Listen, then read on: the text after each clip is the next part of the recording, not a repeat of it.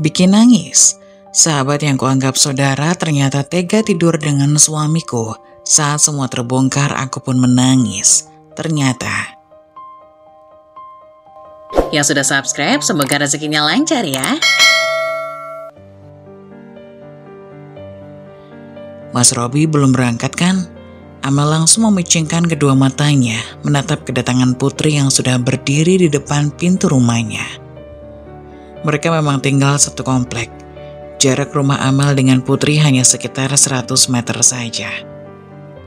"Ngapain pagi-pagi udah datang ke sini?" tanya Amel, tanpa menghiraukan pertanyaan Putri. Nada bicaranya begitu cuek.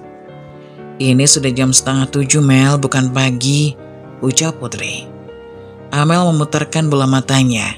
Jelas seketika ia langsung bad mood. Kedatangan Putri membuat perasaannya menjadi semakin tak nyaman. "Bagiku ini masih pagi, apalagi buat bertamu. Masa bertamu jam segini sih?" ketus Amel. "Aku mau nebeng sama suamimu," kata Putri. "Emangnya kendaraanmu kemana? Kenapa nggak dipakai?" "Bensinnya habis, kemarin lupa ngisi. Soalnya suamiku seminar, keluar kota selama 5 hari. Kalau dia ada di rumah, aku pasti minta suamiku buat mengantarku," jelas Putri agar Amel tidak lagi bertanya. Ingin sekali Amel mengatakan kenapa tidak pesan ojek online saja. Namun Robi sudah keburu keluar. Wajahnya terkejut melihat Putri sudah ada di depan rumahnya. "Dia mau nebeng sama kamu mas, katanya mobilnya nggak ada bensin." Amel terlihat tidak senang. "Nggak apa-apa kan sayang, sekalian jalan juga." Robi sama sekali tidak keberatan. Amel hanya bisa menarik menghembuskan nafasnya dalam-dalam. "Ayo mas, nanti kita telat loh, belum lagi di jalan macet." Putri sangat bersemangat. "Mas pergi dulu ya sayang." Robi berpamitan dengan sang istri sambil mengecup keningnya. Amel hanya bisa mengangguk sambil mencium punggung tangan suaminya dengan taksim. Setelah mobil yang dikendarai suaminya dan Putri sahabatnya, perasaan Amel menjadi tak nyaman. Sikap Robi tetap seperti biasa, tidak ada yang berubah. Begitu juga dengan sikap Robi kepada Putri, biasa saja, tidak ada yang aneh. Karena dari dulu mereka sudah bersahabat sejak lama, sampai-sampai merasa seperti saudara kandung. Semenjak pacaran juga mereka sering double date bersama. Tapi kenapa perasaannya merasakan seperti ada something antara suaminya dan sahabatnya itu? Mungkin ini hanya perasaanku saja, karena sudah menjelang waktunya datang bulan makanya jadi sensitif, ucap Amel dalam hati seraya menghibur diri sendiri agar pikirannya tidak semakin kacau. Putri dan Robi memang bekerja di sebuah kantor yang sama. Jadi kalau Amel keberatan jika Putri mau nebeng sekalian, sepertinya terlalu berlebihan. Putri bekerja di perusahaan asuransi ternama, dan bisa dikatakan asuransi paling terpercaya di daerah ini. Tidak sedikit perusahaan-perusahaan besar yang mempercayakan asuransi para karyawannya di tempat Putri bekerja, termasuk perusahaannya Robi. Semua itu tidak lepas dari rayuan Putri yang menjadi salah satu teknik marketing yang digunakannya. Dengan bermodus kata sahabat, "Nyah, mertua nyonya ada di ruang tamu," lapor Mbak Susi selaku asisten rumah tangga Amel. Padahal Amel sudah siap mau berangkat ke butik tempat ia bekerja, namun sepertinya harus tertunda sebentar. Amel bekerja sebagai fashion designer, itu membuat dirinya bekerja lebih fleksibel dan tidak terpaut oleh jam kerja seperti layaknya karyawan lain. "Robi mana? Kenapa dia belum kelihatan?" tanya ibunya atau mertua dari si Amel. "Mas Robi sudah berangkat mah." "Gimana? Apa sudah ada hasilnya?" Amel sudah lelah dengan pertanyaan itu. Lagi-lagi hanya itu yang ibu mertuanya tanyakan. Kata Amel menggerutu dalam hati. Belum mah." "Loh kok bisa? Ini kan udah 3 tahun loh. Robi itu anak laki-laki satu-satunya di keluarga mama. Jadi papa mama sangat mengharapkan keturunan langsung dari anak mama Robi itu." "Iya ma, Amel tahu kok, kami juga lagi berusaha." Amel sudah bosan mendengar kalimat yang sama setiap paginya yang sudah entah berapa kali diucapkan oleh ibu mertua dari keluarganya itu. "Ajaklah Robi rumah sakit buat periksa. Biar jelas siapa di antara kalian yang memiliki masalah keturunan. Mama tidak menuduh, tapi kedua kakaknya Robi setelah menikah, mereka langsung dikaruniai keturunan. Gak ada silsilah keluarga mama yang mandul, kata ibu mertua Amel. Dalam hati Amel ia berkata, apa maksud perkataan ibu mertuaku itu? Apakah ia menuduhku mandul? Amel hanya berani mengatakan itu dalam hati, bukan tipe Amel untuk belak-belakan ngomong seperti itu di depan orang lain. Apalagi itu ibu mertuanya. Ya, mama tidak menuduh kamu. Mama cuma ngomong aja. Ya sudahlah, mama cuma mau bicara itu saja. Jangan lupa ajak Robi memeriksakan diri. Kalau saja bisa tidak membuahkan hasil, kalian kan bisa lewat jalan lain, bayi tabung misalnya, kata ibu mertua Amel. Amel hanya tersenyum mendengar perkataan ibu mertuanya itu. Sampai ibu mertuanya pergi, Amel tidak banyak bicara selain mengatakan kata iya. Niat Amel mau pergi ke butik dan langsung bekerja sepertinya harus tertunda. Ucapan-ucapan ibu mertuanya tadi mengganggu pikiran Amel. Percuma saja kalau dipaksakan untuk menggambar desain baju yang ada hasilnya malah kacau. Butik tempat Amel bekerja letaknya berseberangan dengan gedung perkantoran milik perusahaan Robi. Jadi Amel sengaja memarkirkan kendaraannya tepat di depan butik. Dan dia hanya berjalan kaki saja ke arah tempat kerjanya suaminya itu.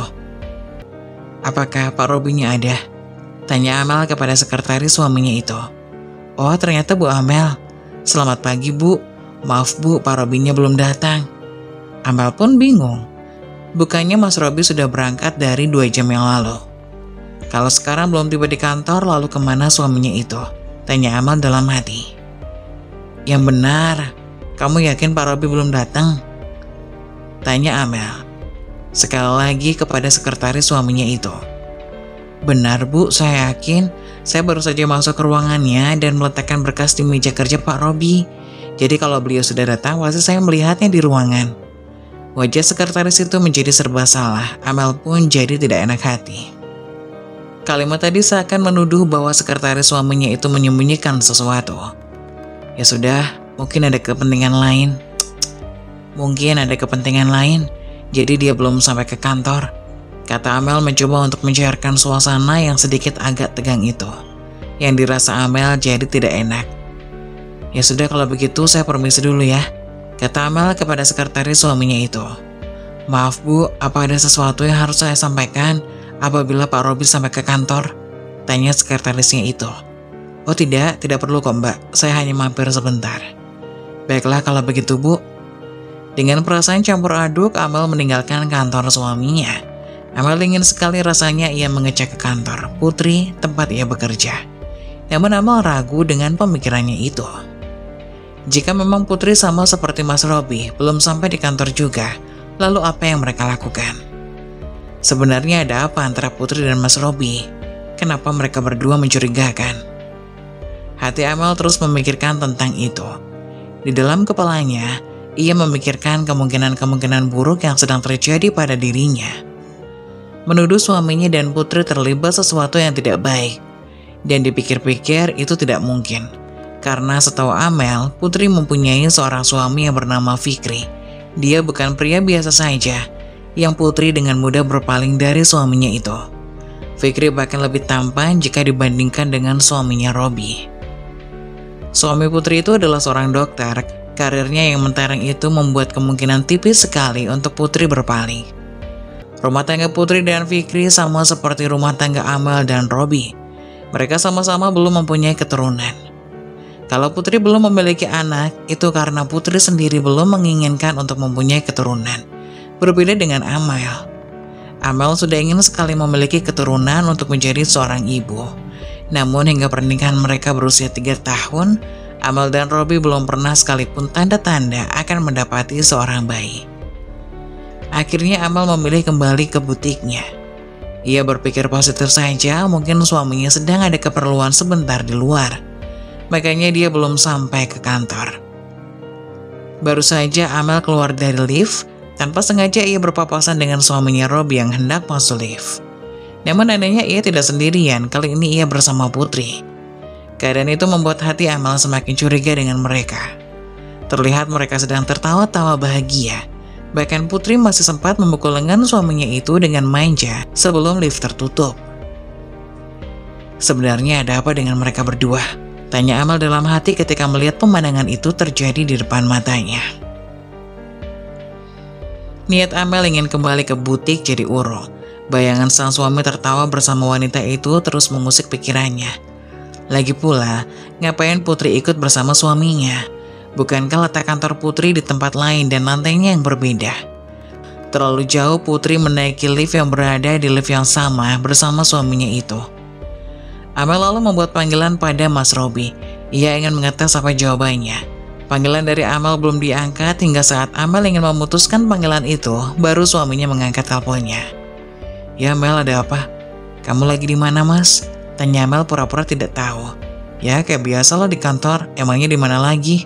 Jawab suaminya itu dengan nada yang sedikit agak jengkel. "Apa kamu baru sampai, Mas?" Amel mencoba untuk bersandiwara. "Mana mungkin, aku sudah dari tadi kok di sini, emangnya kenapa?" Jawab suaminya dengan nada yang sedikit agak lembut. Mendengar jawaban suaminya, Amel memutar bola matanya. "Dasar bohong," umpat Amel dalam hati. "Tadi mamamu datang ke rumah. Seperti biasa, mama nanyain apa aku sudah hamil atau belum. Dan mama nyaranin kita supaya kita pergi ke dokter untuk memeriksakan keadaan kita. Kamu tahu apa artinya itu, Mas? Mama dengan tidak secara langsung itu menuduhku kurang subur atau mandul, padahal kita sama-sama belum memeriksakan diri," kata Amel mencoba untuk menghilangkan kekesalannya. Amel memiliki firasat kalau Putri masih bersama dengan suaminya di sana. Makanya Amel dengan sengaja mengajak bicara panjang lebar agar kesempatan Putri untuk ngobrol dengan Mas Robi itu tidak ada. "Sudah, jangan dimasukin ke dalam hati omongan mamaku itu. Sayang, mama mengatakan itu hanya karena ia sudah sangat menginginkan kita untuk memberikannya keturunan. Mama memang dari dulu menginginkan seorang cucu." "Ya aku tahu, Mas, tapi kenapa mama ngomongnya ke aku? Kenapa nggak ke kamu aja? Aku ngerasa dipojokin, Mas. Di sini kan kita nggak tahu siapa yang kurang subur, aku atau kamu," ucap Amel sedikit agak emosi. "Sudahlah, jangan marah-marah begitu. Masalah ini kita bicarakan nanti di rumah ya. Aku mau balik kerja dulu," kata Mas Robi. Itu akal-akalan suaminya saja agar hati Amel merasa tidak curiga kalau ada sesuatu antara suaminya dan Putri. Mungkin hati Amel berbunga-bunga mendengar kata manis dari suaminya itu. Namun pikiran Amel yang sedari tadi kemana-mana membuat ia muak dengan suaminya. "Haruskah aku kembali ke ruangan Mas Robi?" tanya Amel pada dirinya sendiri. Daripada Amel terus-menerus menduga-duga sesuatu yang belum pasti. Akhirnya Amel pergi ke kantor suaminya tanpa memberitahunya terlebih dahulu. Saat ia keluar dari lift, jantung Amel berdetak berdebar-debar begitu kencang. Amel takut apa yang dikhawatirkannya itu benar terjadi. Semakin mendekati ruangan suaminya, jantung Amel semakin tidak karuan. Bahkan saat kedatangan Amel, sekretaris suaminya itu terlihat langsung gugup dan buru-buru berdiri. Jika ada seseorang yang berada di ruangan suaminya, dan itu pasti si Putri. "Bu Amel," kata sekretaris suaminya itu. "Hus." Amel langsung memberikan kode agar sekretarisnya jangan berisik. Terus itu pun langsung diam.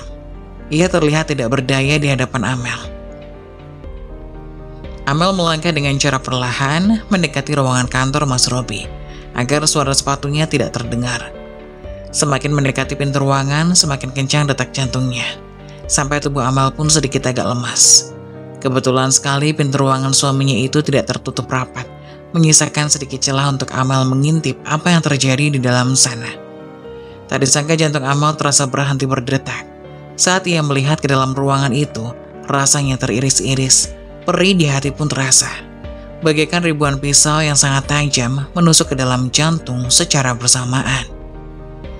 Amel pun memejamkan matanya untuk sesaat, menahan tangis air mata yang hendak keluar.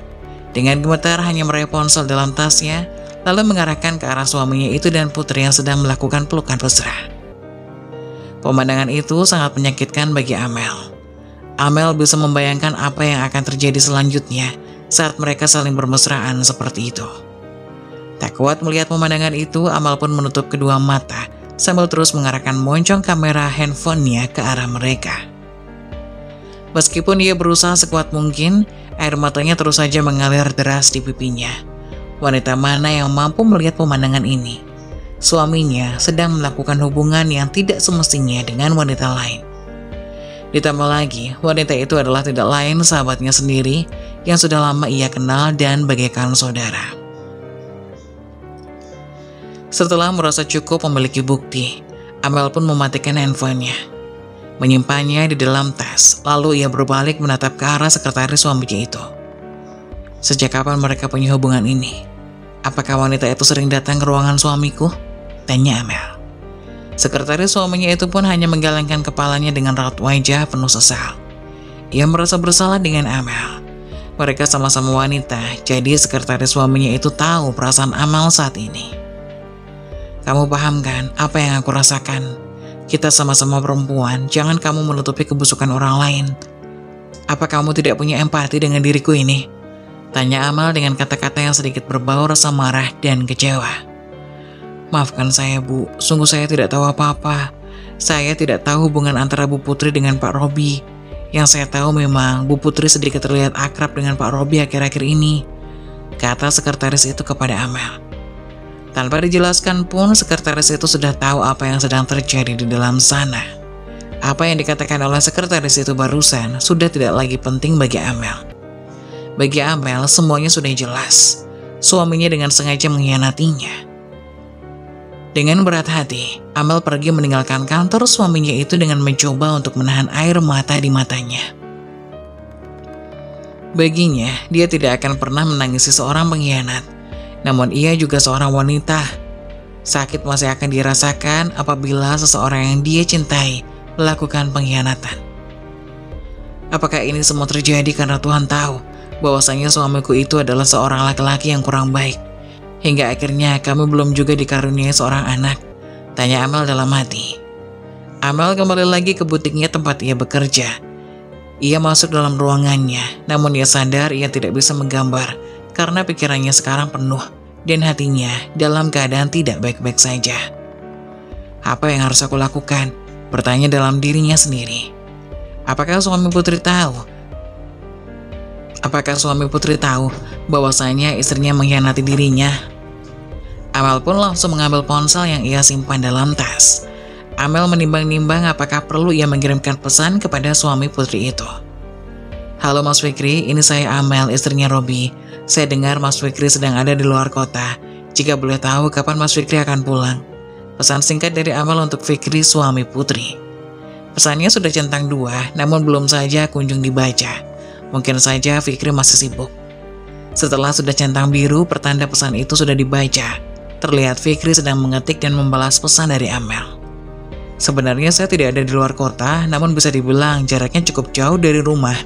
Makanya saya tadi malam tidak pulang. Saya ada keperluan namun tidak lama. Paling nanti sore juga sudah pulang. Tumben sekali kamu nanya begitu, memangnya ada kabar apa? Sungguh di luar dugaan. Ternyata memang Putri pandai bermain di sini. Dasar pembohong. Wanita itu bilang suaminya seminar selama 3 hari di luar kota. Tidak tahunya cuma 1 malam. Dasar wanita sialan. Umpat Amel. Maaf, apa kita bisa ketemu? Ada yang saya ingin bicarakan. Menurut saya ini sangat penting. Jika berkenan pertemuan kita itu sebelum Mas Fikri sampai di rumah. Pesan itu hanya dibaca. Tidak terlihat Fikri mengetik untuk membalas pesan dari Amel. Ini tentang rumah tangga antara Mas Fikri dengan saya. Ini tentang rumah tangga antara Mas Robi dengan saya. Dan ini juga menyangkut tentang keluarga Mas Fikri dengan Putri. Amel menambahkan pesan untuk Fikri, namun pesan itu tidak kunjung dibaca. Amel semakin resah sekaligus kesal dengan keadaan ini. Bayangan dan pemandangan tentang suaminya dan wanita selingkuhannya itu kembali terlihat di pelupuk mata. Dadanya begitu sakit saat gambaran itu tiba. Sejak kapan mereka punya hubungan ini? Pertanyaan itu kembali muncul kepada dirinya sendiri. Saat sedang melamun, tiba-tiba Amel mendengar bunyi pesan masuk. Terlihat itu balasan dari Fikri. Baik Amel, kita akan bertemu di sebuah kafe yang nanti saya akan informasikan kepada kamu. Jam 5 sore aku tunggu kamu di sana ya. Balas Fikri. Oke mas, saya tunggu kabar selanjutnya. Kami lalu kembali mengecek hasil rekaman itu. Ia khawatir setelah bertemu dengan suaminya Putri, rekaman itu tidak ada. Momen itu akan sangat memalukan bagi dirinya. Bisa-bisa dia akan dianggap fitnah dan menjelek-jelekan istri orang lain. Setelah mengecek semuanya, Amal pun tidak sabar menunggu jam 5 sore. Dia ingin tahu bagaimana reaksi Fikri saat melihat rekaman itu. Jam 5 sore, Amal sudah sampai di sebuah kafe yang dijanjikan oleh Fikri. Dia tidak mau terlambat dan merusak rencananya. Akan terasa tidak etis saja, sebab Amel yang mengajak Fikri bertemu. Amel mengambil tempat duduk yang kondusif jauh dari pengunjung lain dan bisa melihat suasana sekitar. Terlihat sebuah mobil berwarna putih berhenti dan keluarlah seorang pria. Fikri adalah seorang pria yang gagah dan tampan. Saat ini ia mengenakan setelan formal dengan kemeja berwarna biru. Tampilan pria itu terbilang sempurna, ditunjang dengan wajah yang tampan dan rupawan. Dalam pikiran Amel, suami seperti itu masih saja dikhianati. Sebenarnya apa yang kamu cari dari seorang Robi? Pikir Amel. Melihat kedatangan Fikri dan masuk ke dalam kafe, Amel lalu melambaikan tangan sebagai tanda posisi mereka akan duduk. Fikri langsung dapat melihat Amel lalu berjalan mendekat. Setelah ia mengambil tempat duduk di hadapan Amel. Sudah memesankan minuman untukmu, Mas? Jus alpukat kan? Tebak Amel. Fikri pun hanya tersenyum lalu mengangguk. Fikri seorang pria yang menyukai buah alpukat. Amel ingat saat itu mereka berkumpul di satu acara dan memesan jus alpukat. Sudah lama ya Mel kamu di sini? Tanya Fikri. Enggak kok Mas, baru 10 menit. Sebelumnya maaf ya Mas, kalau aku mengganggu kesibukan kamu, karena aku pikir aku tidak bisa lagi menundanya. Jujur, aku khawatir Mas Fikri akan mendapatkan keterangan palsu kalau Mas Fikri sudah sampai di rumah terlebih dahulu. Kata Amal tanpa basa-basi. Emangnya ada apa? Apa yang sedang terjadi? Tanya Fikri yang terlihat kebingungan. Maaf Mas sebelumnya, apa boleh saya bertanya sesuatu hal yang berbau pribadi? Pribadi yang mana dulu? Kalau terlalu pribadi, saya juga tidak akan menjawabnya. Saya ingin tanya Mas, apakah hubungan Mas dengan Putri baik-baik saja? Loh, kenapa memangnya? Kenapa kamu tiba-tiba bertanya tentang keharmonisan keluarga aku? Sebenarnya, apa yang ingin kamu katakan? Bukankah urusan keluargaku tidak seharusnya diketahui orang lain? Kamu adalah sahabat dari istriku. Jawab Fikri yang terlihat tidak senang hubungan pribadinya dipertanyakan orang. Amal semakin bingung harus memulai dari mana. Suasana sedikit kacau, yang Amel kenal Fikri adalah orang yang baik dan ramah.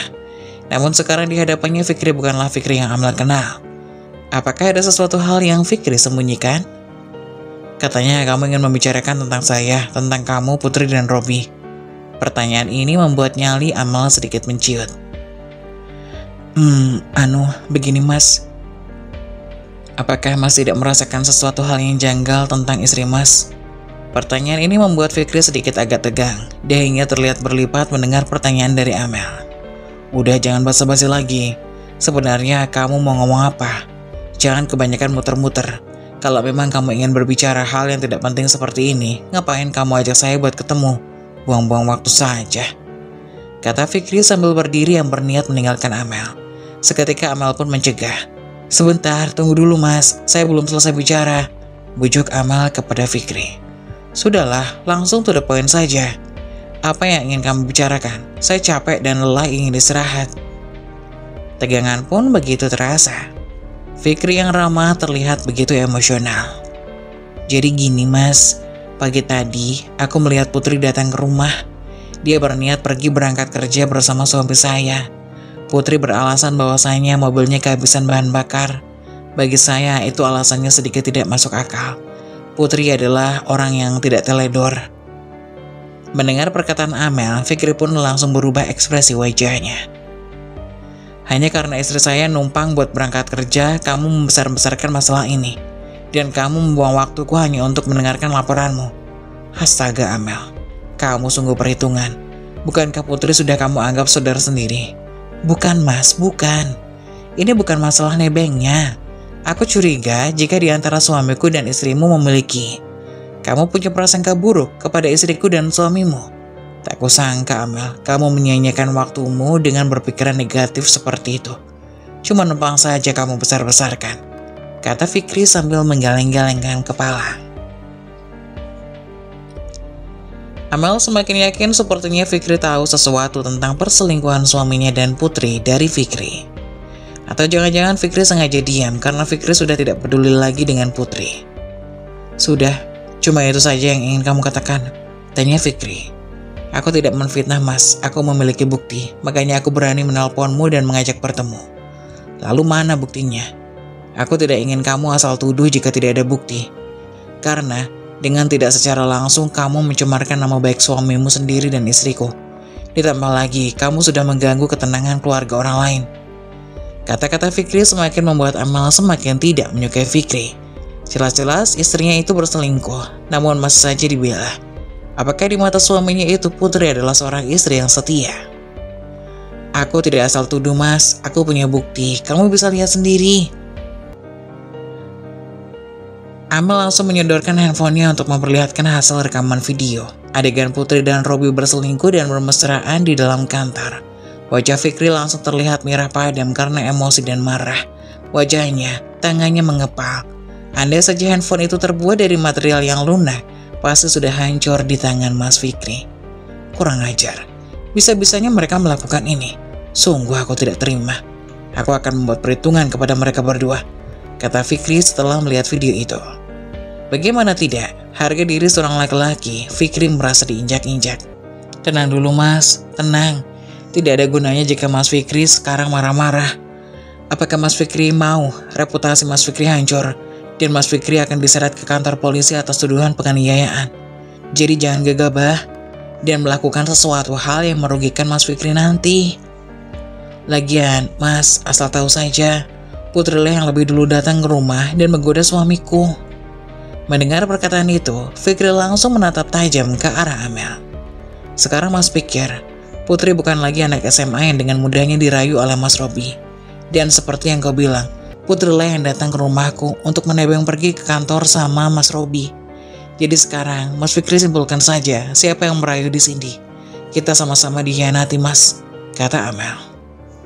Mendengar perkataan itu, Fikri langsung duduk dan meminum jusnya tanpa menggunakan sedotan. Emosinya masih memuncak, wajar saja hati pria itu pasti sedang mendidih saat ini. Jadi, apa yang ingin kamu lakukan, Amel? Fikri bertanya kepada wanita yang di hadapannya itu.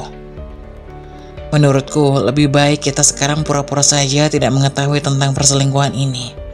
Kita kumpulkan lagi bukti perselingkuhan mereka. Yang jelas aku akan menggugat cerai suamiku itu. Kalau soal Mas Fikri itu terserah, setelah kita memiliki cukup bukti tentang perselingkuhan mereka. Fikri pun diam, sepertinya memikirkan sesuatu. Apakah Mas Fikri keberatan jika menceraikan Putri? Tanya Amal dengan hati-hati. Keberatan? Yang benar saja, setelah aku mengetahui keburukannya, aku merasa jijik. Tak kusangka dia akan melakukan sejauh ini di belakangku, kata Fikri geram. Aku tidak tahu yang mereka lakukan di belakangku, baru itu saja kita ketahui. Mungkin sudah banyak lagi hal-hal yang mereka lakukan selama perselingkuhan ini. Mas Fikri benar. Tapi mas, apakah kamu pikir hanya dengan perceraian saja semua akan impas? Setelah kita bercerai dengan pasangan kita, mereka akan bersatu kembali mas. Enak banget dong, kita yang dirugikan, kata Amel. Fikri pun menatap ke arah Amel sampai berpikir, sebenarnya apa yang Amel inginkan dari kasus ini. Mas Fikri, aku menawarkan sebuah kerjasama. Jika ini benar terjadi, aku yakin rasa sakit kita ini akan terbayar tuntas.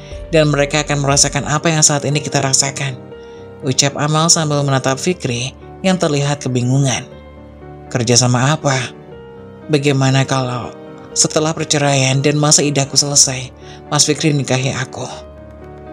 Perkataan Amal pun membuat Fikri melongo mendengar ucapannya itu. Apa? Nikahin kamu? Kata Fikri terkejut. Apa kamu sadar dengan apa yang kamu ucapkan tadi? Tanya Fikri. Tentu saja mas, makanya aku mengajak Mas Fikri bertemu bukan hanya ingin memperlihatkan bukti perselingkuhan itu, lalu mengajukan gugatan cerai kepada pasangan kita masing-masing. Jika hanya itu saja, buat apa aku capek-capek nemuin Mas Fikri di sini? Aku bisa lakuin itu sendiri, dan urusan Mas Fikri bukan lagi urusanku. Dan jika itu terjadi, maka mereka hanya tertawa melihatnya, tanpa merasakan rasa sakit yang kita rasakan sekarang. Aku tidak akan membiarkan itu mas. Aku akan membalaskan semua rasa sakitku kepada mereka.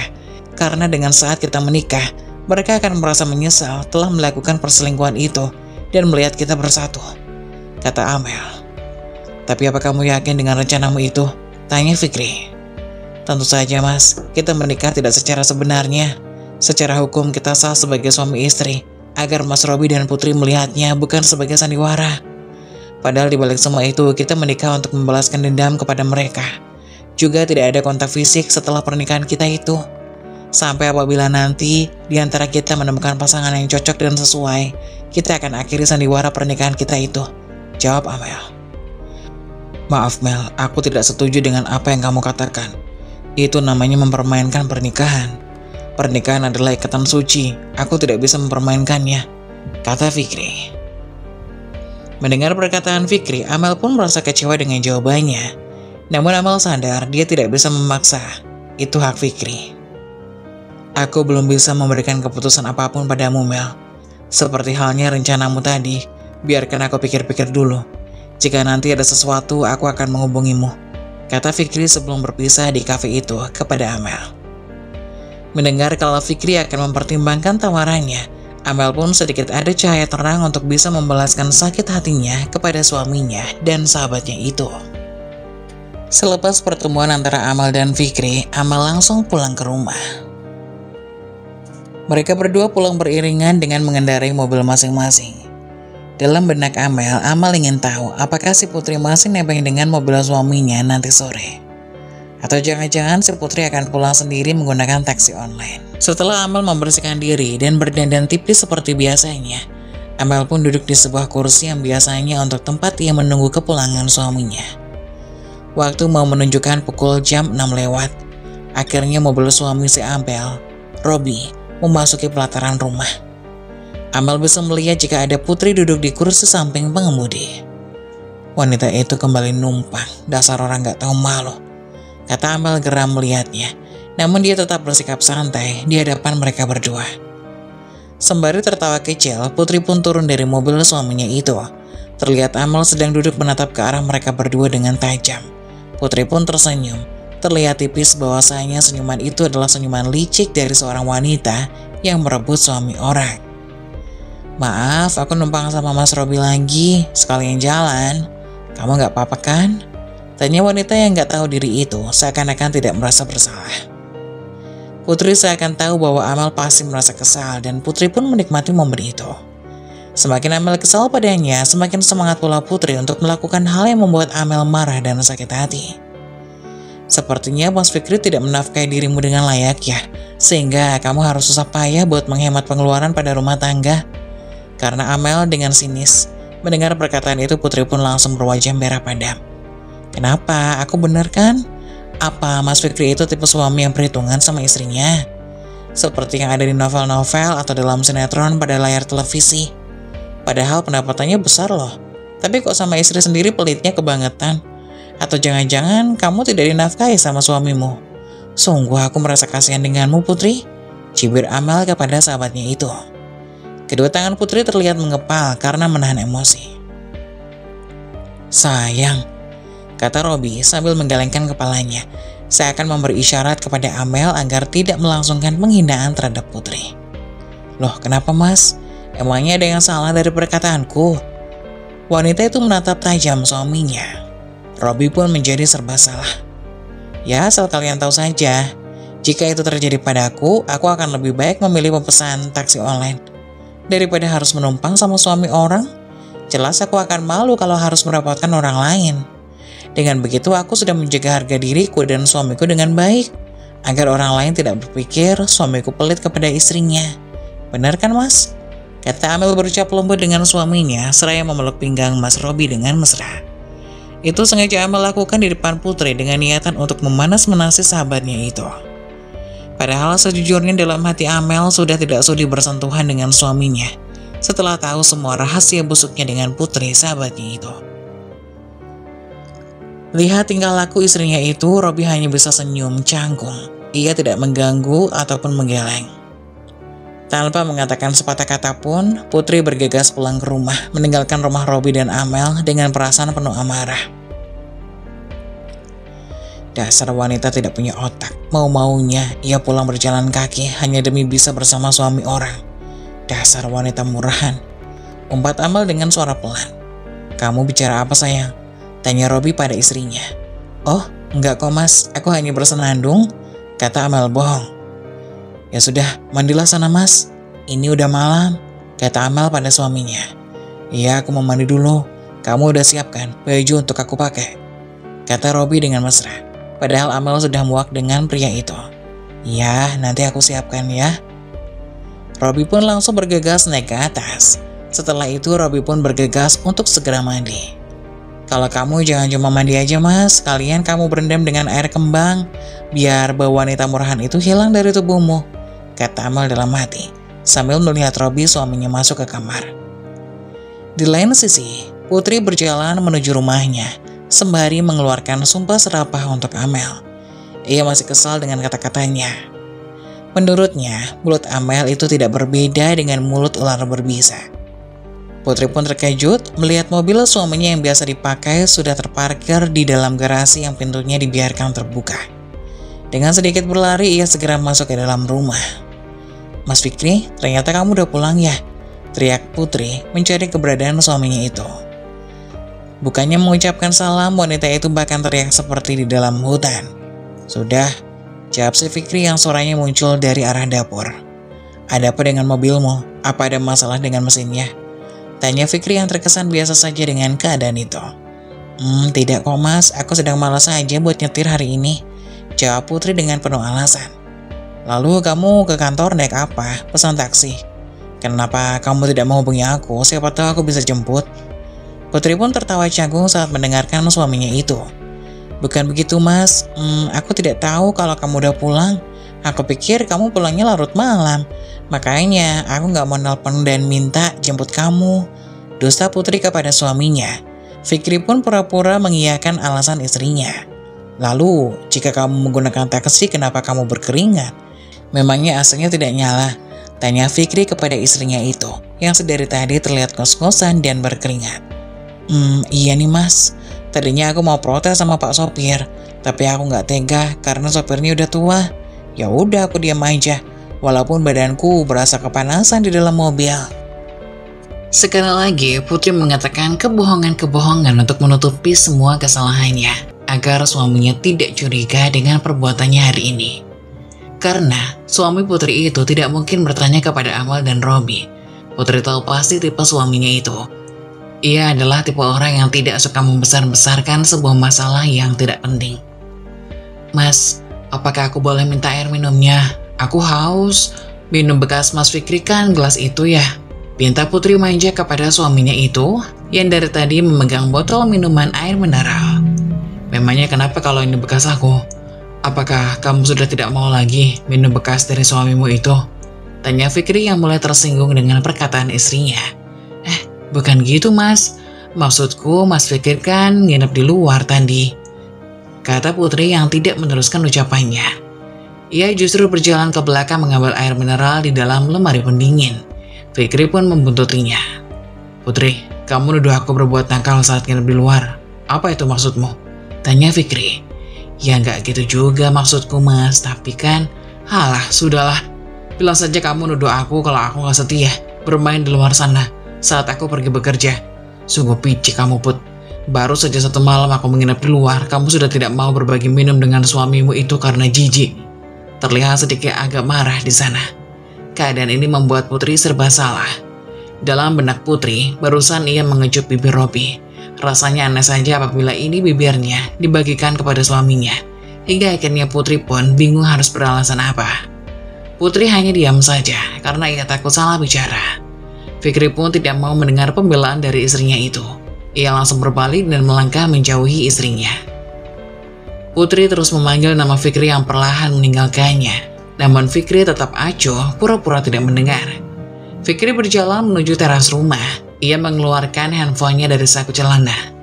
Ia melihat pesan dari Amel. Amel memberi informasi bahwa Putri pulang bersama Mas Robi. Fikri sengaja tidak membunyikan handphonenya saat menerima telepon atau pesan dari orang lain agar istrinya tidak curiga. Setelah membalas pesan dari Amel, Fikri pun lalu masuk ke rumah. Suasana di rumah Amel begitu canggung. Amel sengaja menghindar dari suaminya Robi hingga malam datang. Saat mereka tidur pun Amel mencoba untuk jaga jarak dengan pria itu. Namun karena takut ketahuan, Amel pun cuma bisa menahan diri agar tidak terlihat mencolok dengan dramanya itu. "Sayang, apakah kamu marah sama aku?" tanya Robby.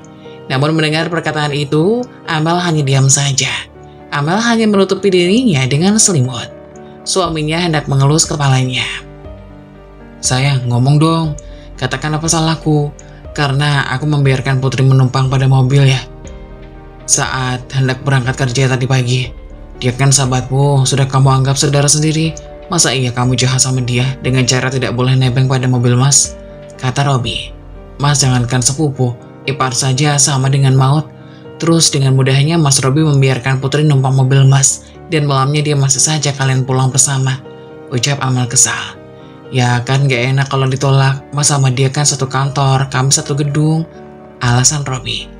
"Ya sudah, terserah kamu aja Mas," kata Amel kesal kepada suaminya. Tak disangka, Robby secara terang-terangan berani membela wanita lain di hadapan istrinya. Keesokan paginya pun tiba. Seperti biasa, Amel menyiapkan sarapan untuk suaminya itu. Walaupun dalam hati, ia masih kesal dan marah. Namun demi rencananya bersama Fikri untuk mencari bukti lebih kuat lagi atas perselingkuhan suaminya dengan Putri, Amel harus rela bersabar. "Pagi sayang, sepertinya sarapan kali ini enak. Terima kasih ya sayang," senyum Robby kepada Amel. Amel pun cuma membalas senyumannya tanpa sepatah kata pun. Robby beranggapan istrinya masih marah atas kejadian kemarin. Hingga akhirnya Robby pun berangkat kerja. Kali ini ia berangkat sendiri. Putri tidak datang untuk menebeng. Amel mendapatkan pesan singkat dari Fikri bahwasanya ia ingin bertemu dengan Amel untuk membicarakan rencana mereka. Mereka berjanji bertemu di sebuah mall yang tidak jauh dari tempat kerja Amel. Setelah Robby berangkat, Amel pun segera menuju mall itu. Setelah sampai di sana, ternyata Fikri sudah menunggunya di sebuah tempat makan. "Ada apa Mas Fikri? Ada info apa kali ini?" tanya Amel langsung to the point. Karena Amel sudah was-was ada sesuatu hal yang ingin dikatakan Mas Fikri yang bersifat penting. "Jadi gini Mel, tentang rencana kita kemarin. Tentang rencanamu setelah bercerai dengan suamimu lalu menikah denganku." "Iya Mas, gimana? Apakah Mas sudah memikirkan matang-matang?" tanya Amel. "Iya Mel, aku udah memikirkan semua itu. Keputusanku tetap sama. Aku tidak ingin mempermainkan ikatan suci pernikahan demi balas dendam. Aku tahu rasa sakitku dan kamu setelah diselingkuhi oleh pasangan. Itu pasti lesang sakit dan jelas akan meninggalkan sebuah dendam. Tapi jika dengan cara mempermainkan sebuah pernikahan, itu bukan sebuah jalan keluar." "Lalu, apakah Mas Fikri punya rencana lain? Karena menurutku tidak adil saja jika perselingkuhan ini hanya berujung perpisahan bagi mereka," tanya Amel. "Aku tidak yakin dengan rencanaku ini. Tapi setidaknya itu sudah mencoba. Aku mempunyai rencana bagaimana jika perselingkuhan mereka kita viralkan. Itu akan membuat karir mereka hancur. Lagian, kita di sini adalah sebagai korban, bukan pelaku. Jadi itu pasti akan menyakitkan bagi mereka. Karir yang sudah bertahun-tahun mereka bangun hancur begitu saja hanya karena perselingkuhan. Aku rasa tidak mungkin karena mereka sudah menanggung malu," kata Mas Fikri. Setelah dipikir-pikir ada benarnya juga perkataan dan rencana Mas Fikri itu. Sekarang, zamannya media sosial. Seseorang yang membuat salah, apalagi tentang perselingkuhan sangat mudah dihancurkan lewat bantuan pengguna media sosial. "Baiklah Mas, kita cari cukup bukti saja. Setelah itu baru kita pikirkan bagaimana menghancurkan mereka," kata Amel. Setelah perbincangan itu, mereka pun pulang ke tempat kerjanya masing-masing.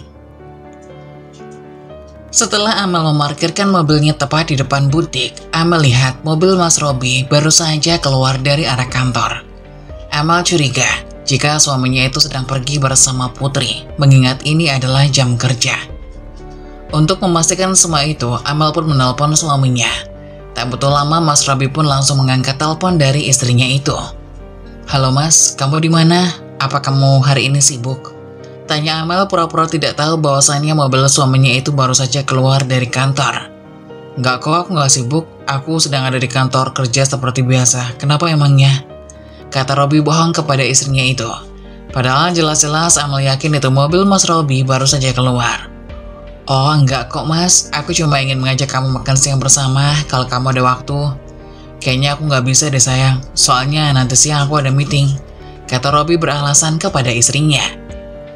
"Oh ya udah kalau begitu, mungkin lain waktu," Ya sudah mas, aku takut mengganggu jam kerjamu, kata Amel sambil menutup telepon. Amel pun langsung mengejar mobil Robby, membututinya dari belakang agar tidak ketahuan. Amel curiga pasti di dalam mobil itu ada Putri, wanita kurang ajar. Amel pun segera menelpon Fikri karena berita ini mungkin bisa saja jadi bukti penguat untuk rencananya bersama Mas Fikri. Amel pun segera mengirimkan pesan singkat kepada Fikri bahwasannya ia sedang membuntuti Robby yang sedang keluar dengan tingkah laku yang mencurigakan. Hingga akhirnya sampailah di sebuah tempat, ternyata mobil Mas Robby menuju sebuah hotel. Amel pun langsung memarkirkan mobilnya di bahu jalan karena ingin memastikan dulu apakah Mas Robby bersama Putri atau tidak. Benar saja, saat mereka parkir di depan hotel, keluarlah Putri bersama Robby. Momen itu diabadikan dalam sebuah foto yang Amel ambil dan ia kirimkan kepada Mas Fikri sebagai bukti. Mas Fikri pun langsung meminta Sherlock tempat itu. Ia ingin memergoki secara langsung perselingkuhan istrinya di depan mata. Tak lama setelah mereka keluar dari mobil, Amel pun langsung memarkirkan mobilnya masuk ke dalam parkiran hotel. Perasaan Amel berdetak kencang, rasanya tak karuan. Ia gelisah sambil menunggu Fikri datang ke hotel itu. Setelah Fikri bertemu dengan Amel, ia pun langsung menuju ke tempat resepsionis. Maaf mbak, apakah ada pengunjung hotel atas nama Robby Wijaya? Tanya Amel kepada petugas hotel. Tunggu sebentar ya bu, biar saya cek dulu, kata petugas hotel itu. Amel dan Fikri pun harap-harap cemas, ia tidak sabar untuk melihat apa yang sebenarnya terjadi di antara Putri dan Robby. Amel, nanti saat penggeledahan kamu nyalakan handphonemu ya, rekam segala apa yang terjadi. Pastikan kameramu merekam semuanya, agar menjadi bukti bagi kita untuk membongkar semua perselingkuhan yang selama ini terjadi di antara Robby dan Putri, kata Fikri kepada Amel. Baik mas, akan segera aku lakukan. Aku sudah tidak sabar ingin menyudahi hubunganku dengan suamiku itu. Hatiku begitu sakit. Kita harus menyandang status istri dari suami tukang selingkuh, jawab Amel. Maaf, benar bu, di sini ada tamu hotel bernama Robby Wijaya. Dia baru saja check-in di sebuah kamar 15 menit yang lalu bersama seorang wanita, kata petugas hotel itu. Itu suami saya mbak, dia datang bersama istri dari bapak ini. Mereka melakukan perselingkuhan di sini mbak. Apakah pihak hotel bisa membantu kami untuk menggerebeknya? Tanya Amel. Maaf bu, kami tidak bisa melakukan itu karena kami takut akan merusak nama baik hotel. Apa maksud kamu mbak? Jelas-jelas ini salah. Apa pihak hotel ingin menyembunyikan kasus perselingkuhan? Kalau pihak hotel tidak membantu, kami akan viralkan hotel ini dengan dasar menyembunyikan pasangan yang sedang berselingkuh, ancam Fikri kepada karyawan hotel itu. Baik, tunggu sebentar Pak Bu, biar kami laporkan dulu kepada atasan perihal hal ini. Setelah menunggu beberapa lama, akhirnya ada atasan dari kantor yang menemui Amel dan Fikri. Baik, akan kami bantu untuk membuka kamar atas nama Robby Wijaya, tapi dengan catatan saya tidak mau ada keributan di hotel kami. Dan kami minta jangan bawa nama hotel kami dalam urusan keluarga kalian, kata atasan hotel itu. Setelah kesepakatan disetujui, mereka pun langsung menuju kamar hotel tempat Robby dan Putri melakukan perselingkuhan. Diketuklah pintu kamar itu namun tidak ada sahutan. Hingga akhirnya mereka geram dan terpaksa membuka pintu menggunakan kunci cadangan dari pihak hotel. Setelah pintu terbuka, pemandangan yang mengejutkan pun terlihat di sana. Kamera handphone Amelia dari tadi menyala merekam semuanya. Terlihat dua orang yang bukan muhrim berada dalam satu kamar menggunakan pakaian yang minim. Astaga Mas Robby, apa yang kamu lakukan dengan Putri di sini? Teriak Amel. Dengan perasaan geram, Fikri pun langsung menuju pria itu yang langsung memukul Robby satu kali. Kurang ajar kamu Rob, tak kusangka kamu sebusuk ini, kata Fikri yang sudah tidak bisa lagi menahan emosi. Sabar mas, sabar, hentikan, aku bisa jelaskan semua ini mas, kata Putri sambil memegang sebuah selimut untuk menutupi badannya. Plak, tampar Fikri kepada istrinya. Apa yang ingin kamu katakan, dasar wanita jalang? Keadaan begitu kacau hingga petugas hotel pun bersama beberapa security mencoba untuk menenangkan mereka. Hingga akhirnya dirasa sudah cukup bukti, Amel dan Fikri pun segera meninggalkan tempat itu.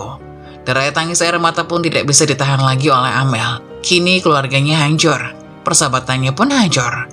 Sahabat dan pria yang selama ini menemani keluarganya tak disangka begitu tega menghancurkan kebahagiaan dan cinta suci Amel. Mereka memutuskan untuk bercerai karena tidak ada lagi yang bisa dipertahankan dari pernikahan Amel dan Robby maupun pernikahan Fikri dan Putri. Setelah resmi bercerai, video itu pun yang viral di media sosial setelah Amel mempostingnya. Seperti dugaan Fikri, karir Putri dan Robby pun hancur.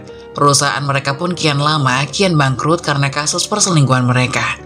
Semua ini adalah hasil dari apa yang Robby dan Putri tanam. Kehancuran akan mendekati bagi mereka yang berniat jahat dan tega merebut kebahagiaan orang lain demi kebahagiaannya pribadi.